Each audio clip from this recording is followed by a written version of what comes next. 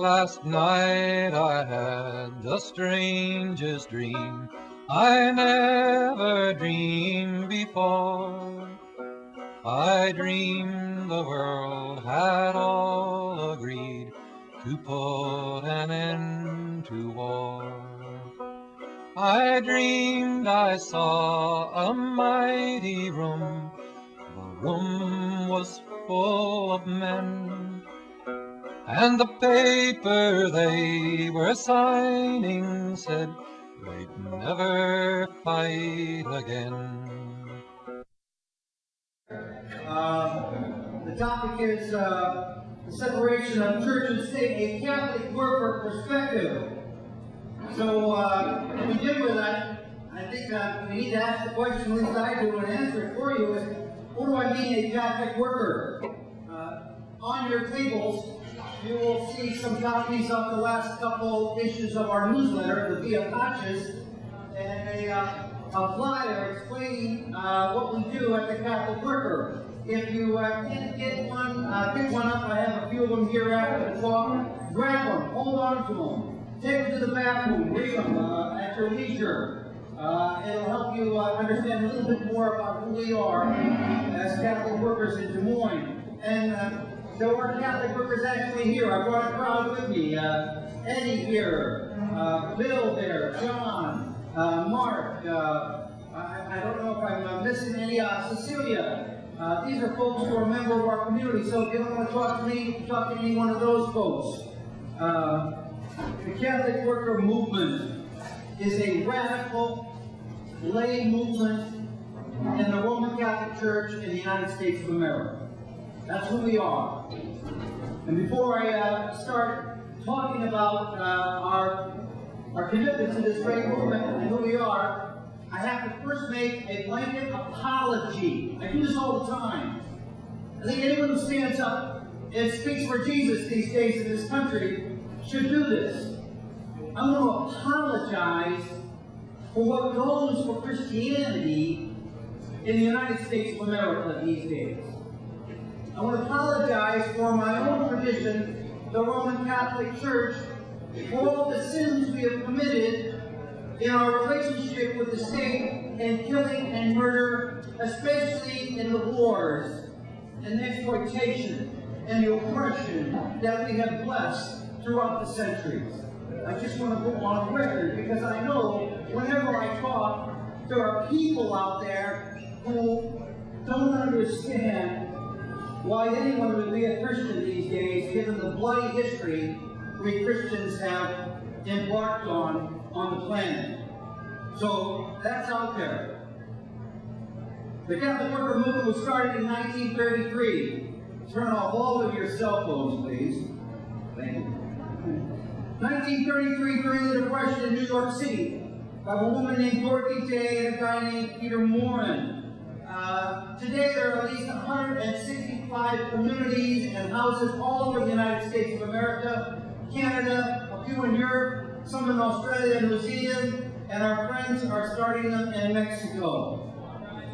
The worker movement is known for doing the works of mercy. Feed the hungry, clothe the naked, shelter the homeless. In their houses of hospitality. We in Des Moines, we've been in Des Moines for 31 years. We in Des Moines have a drop-in center for folks off the street 5 days a week. Thursday, Friday, Saturday, Sunday, Tuesday, between noon and 7. We serve lunch, we serve dinner. Folks can come and have a cup of coffee, go to the bathroom, take a shower. They can get some food, clothes, bread. We basically do a support system for street folks. We see anywhere between 50 to 150 people a day. That is our work of mercy that we are known for at the Des Moines Catholic Worker. The worker movement is also known for its communal life and voluntary poverty. In Des Moines, we have 16 adults that are live-in community members. We have 4 houses that they live in. And in exchange for room and board, folks who live with us at the worker house help us do the hospitality and the drop-in center. Now, at 4 houses, 16 adults, a 5-day-a-week drop-in center. We do all of this on a budget, this is what's really remarkable about the worker, on a budget of less than $50,000 a year. Now get that down, folks.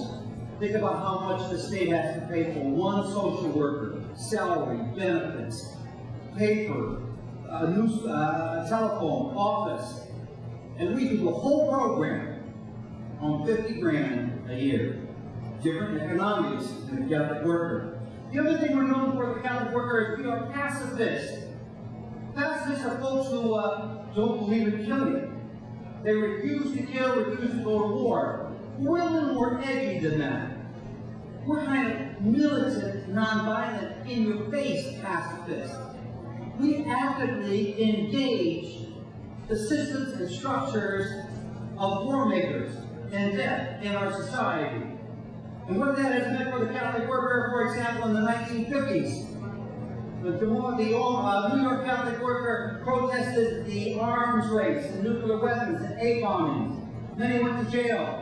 In the 60s, the Catholic worker were sort of like the feeding organization for what they called the Catholic left.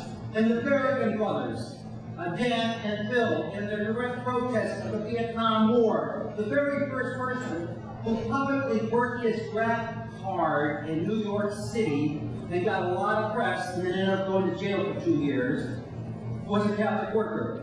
In the 70s, God bless her soul, Dorothy Day, well into her 70s, was arrested with Cesar Chavez and the farm workers, protesting and trying to get some justice for Hispanics in agricultural work. And in Des Moines, we're known for our resistance also. These days, we're protesting, of course, the war in Iraq. We're part of a coalition in Iowa called the Occupation Project, in which we go into the senators and congressmen's offices and do a sit-in and an occupation demanding that they do the right thing and stop the funding of this crazy, illegal, immoral war.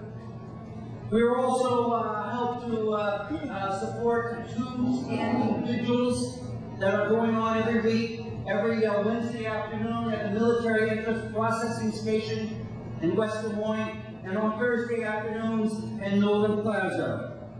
We also have a long history of protesting and resisting at the Strategic Nuclear U.S. Military Space Command in Offutt Air Force Base right outside of Omaha. That seems to be my preferred place of getting busted and going to jail. The last 7 times in the last 25 years in which I've crossed the line, simply crossed the line, trespassed, I've been given 6 months of jail time. I personally have done close to 5 years of jail time in my criminal career. These are the things we're known for. What we're not known for well is our understanding and relationship with our church and with the government. Because at the heart of the Catholic worker, the philosophy of personalism prevails. Translated politically, a personalist in our tradition is a Christian anarchist. We believe we are personally responsible for the change we see needed in our world.